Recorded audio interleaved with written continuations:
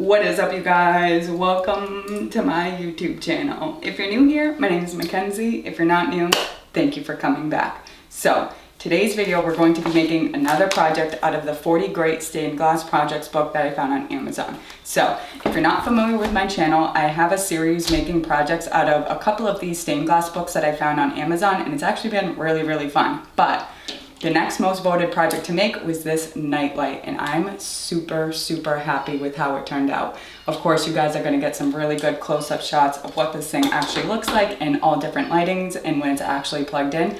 But before we get started, what do you guys think of this background? So I want somewhere that I can definitely film at, that I don't have to worry about taking everything down and putting everything back up every single time I make a video. So I want to have a background set and ready to go, you know what I mean? So I bought these lights that look super cute in person. They're star lights, but on camera, I feel like they look like snowflakes. Do they look like snowflakes? Does this look stupid?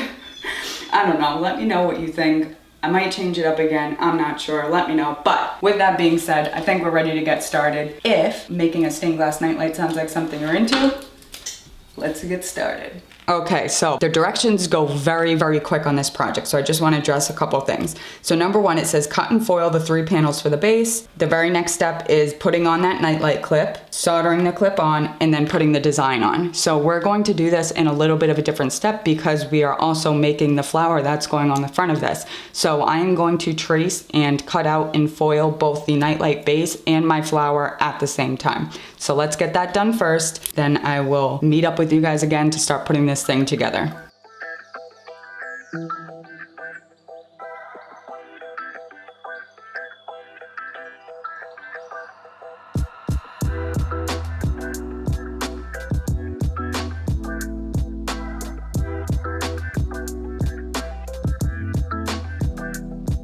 Sorry guys, I know I've been doing so good lately as far as to not having to put these kind of clips into my videos.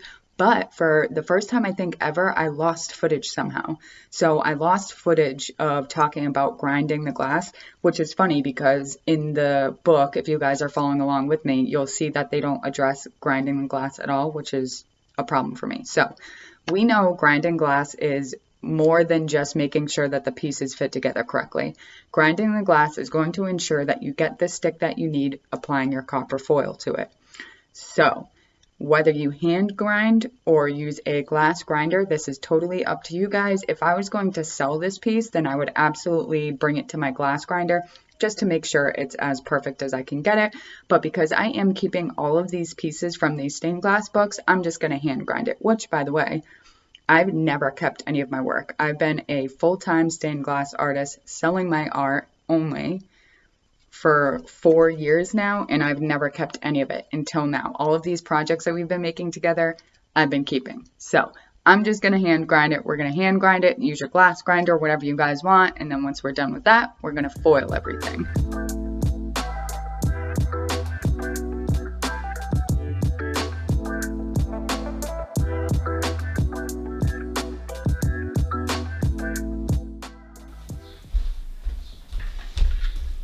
Alrighty guys, so grinding is done.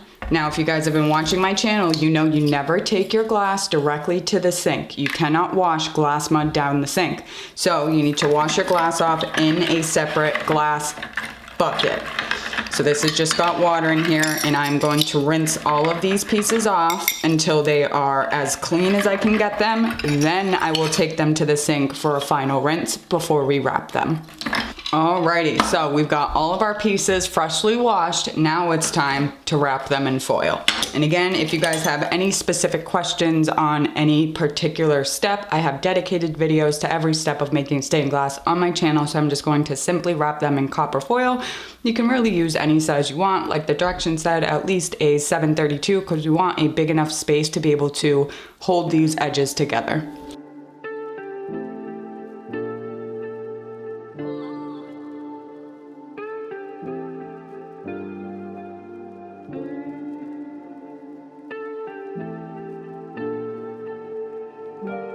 Okay, so we've got all of our pieces cut, ground, washed and foiled. Now we're ready to go. So because in the book, it doesn't concentrate really at all on that front design, the flower, we're gonna get that soldered first just so it's ready to go.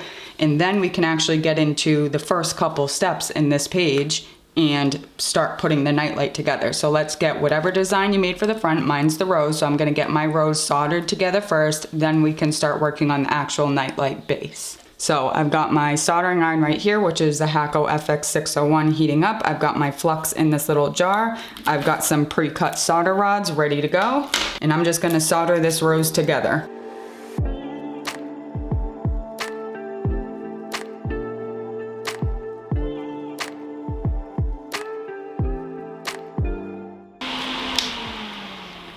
All right, so our rose is done. Now we can start concentrating on the actual base of the nightlight. So let's pull our directions up again. And now we're just about ready to start at their step 1. So connecting the nightlight base, cut and foil the 3 panels, use a brace to raise one side of the base approximately 1 inch. Position the center panel next to it and solder the 2 pieces together. Use a brace to raise one side of the base approximately 1 inch. What does that even mean? I have no idea what they mean by that. Is that just me, or are you guys not understanding that either? Use a brace to raise one side of the base approximately 1 inch. How are we gonna do that? So maybe that's what it means. So using your centerpiece, raising it about 1 inch. So we need something about 1 inch tall. So I've got my little jar top here. I'm sitting my middle piece on top of it. And I'm essentially just gonna hold this edge up against the middle and tack solder it in place and see if I can get the same exact result on the other side.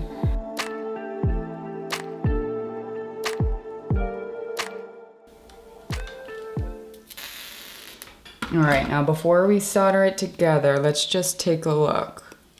Okay, that's not bad. That's not bad at all. That actually seems perfectly even. That seems good. And then when we stick our flower on the front, that's gonna be really pretty. Okay. So now that we've got this settled, I think we can just solder our entire pieces. Obviously, we're just gonna essentially tin the outside edges. I always like to build up a bead because I think a bead just looks more finished and it's stronger. So you can tin just the edges or build up the bead. I think that's totally up to you. But again, let's take a look at the directions and see what they suggest for the next step. Bead solder the outside seams, edge bead the outside edges. All right, so we're just going to completely solder this piece together now, just like we would anything else.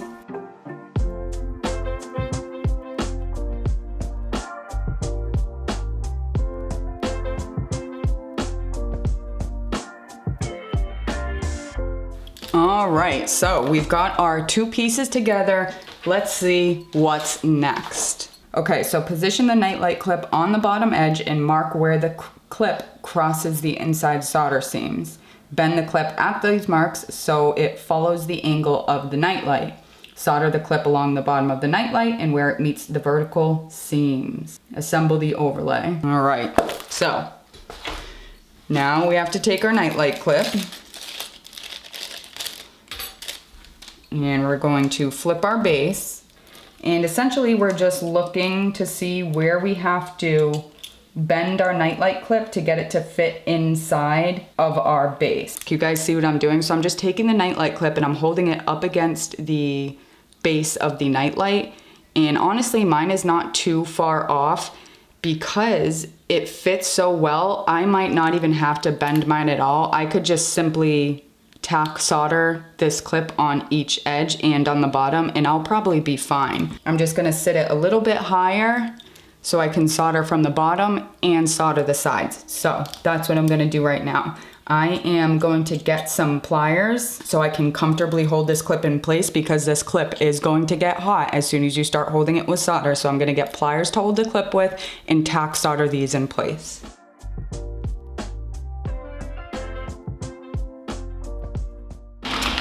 Can you guys see that okay?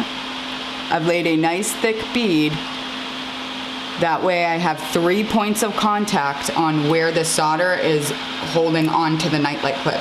So this thing is sturdy. This is not gonna go anywhere. That's not going to move over time unless you really try to rip that thing off. So, because I'm going to patina this, I'm going to give this entire nightlight clip a nice light coating of solder. That way I can patina it black as well.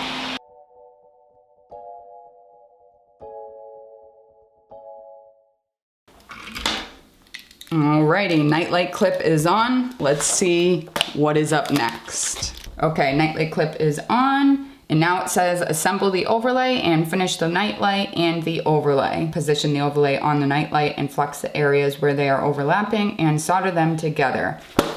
Hit it with patina if you want. So that's exactly what we're gonna do. We're on the very last step here. All we have to do is attach our front piece here. So we're just gonna solder those in place, bring it to the sink, give it a good wash, give it a patina, and then I will show you guys the finished result.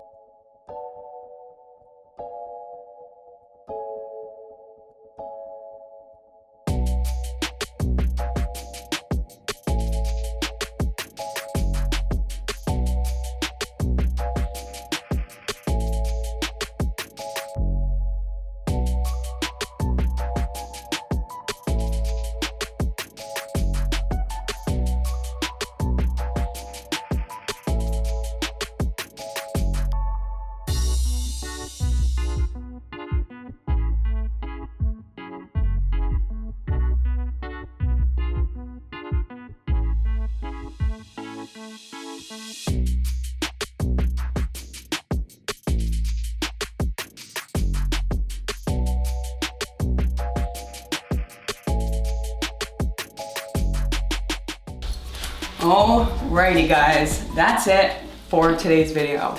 I love it. I think it came out super, super cute.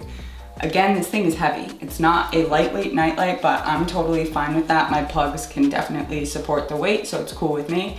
And like I said before, all the projects that I've been making out of these books, I've been keeping for the most part, and that's something I never ever do. So this is definitely something I'm gonna be keeping, which is why I did that poll and was really hoping you guys would choose the white on white, because this is what I wanted for myself, which is selfish, but it won anyway. But I love it. Hopefully you guys enjoyed it too. Let me know down in the comments below, number one, what you thought, and number two, what do you guys want to see next? So of course I want to keep making projects out of these books.